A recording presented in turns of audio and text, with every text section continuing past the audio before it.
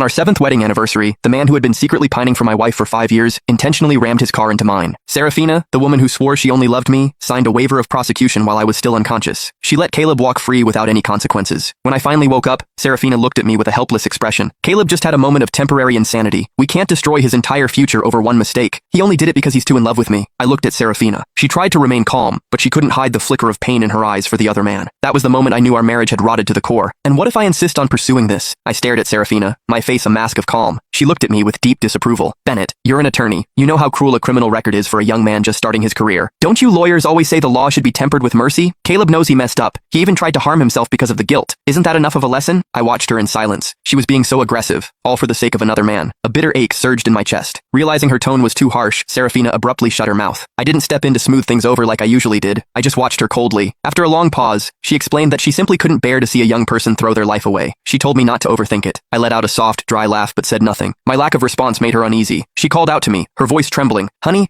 Before she could finish, a nurse burst into the room. Dr. Sterling, the patient you brought in yesterday is awake. He's throwing a fit and threatening to end it all. Serafina's expression shifted instantly. She threw out a quick, I'll go check on him, and vanished without looking back. Caleb had pulled stunts like this many times before. I had never taken them seriously, but I hadn't realized how much power he held over Serafina. A moment later, a notification popped up on my phone. It was a social media update from Caleb. She says she doesn't love me, but everything she does proves otherwise. The attached photo showed Serafina looking frantic as she checked his vitals. I scrolled up through his feed. There were dozens of similar posts. Almost every single one featured a photo of Serafina. Apparently, while I wasn't looking, their lives had become deeply intertwined. There were so many times Serafina told me she was working late at the hospital. Now I realized that those late nights were actually spent with Caleb. Through Caleb's posts, I saw the clear progression of their affair. In the middle of the night, unable to sleep, I stood up and walked to the window. As I looked down, my eyes locked onto two figures in the parking lot below. Serafina, you do love me. Otherwise, why would you care so much? Caleb was looking at her with feverish intensity. I just couldn't bear to see you. Caleb cut her off. Stop lying to yourself. It's okay. As long as I can be with you, I don't care about a title. A flicker of emotion crossed Serafina's face. Caleb clearly saw it. He suddenly reached out, cupped her face, and kissed her. Serafina's hands rose as if to push him away, then hesitated. After a few seconds, she seemed to surrender, wrapping her arms around him and returning the kiss. I watched them in the moonlight, lost in their passion. I lowered my head and laughed at the irony of it all. Eventually, someone passing by made a noise. Serafina snapped back to reality and shoved Caleb away. Unprepared, he tumbled to the ground, but he looked ecstatic. He sat there on the pavement and laughed out loud. Serafina hissed the word psycho before turning to walk away. I sneered and looked down at my phone. I sent a quick text and headed back to my bed. The reply came almost instantly. Are you serious? A second later, my phone started ringing. Just as I was about to answer, Serafina pushed the door open. I silenced the call immediately. Serafina noticed that my window had a clear view of the spot where she had just been kissing Caleb. A flash of guilt crossed her face. She composed herself quickly and asked tentatively, Honey, why are you still up? When I heard that pet name, I knew for sure. Serafina only called me Honey when she felt guilty or needed a favor.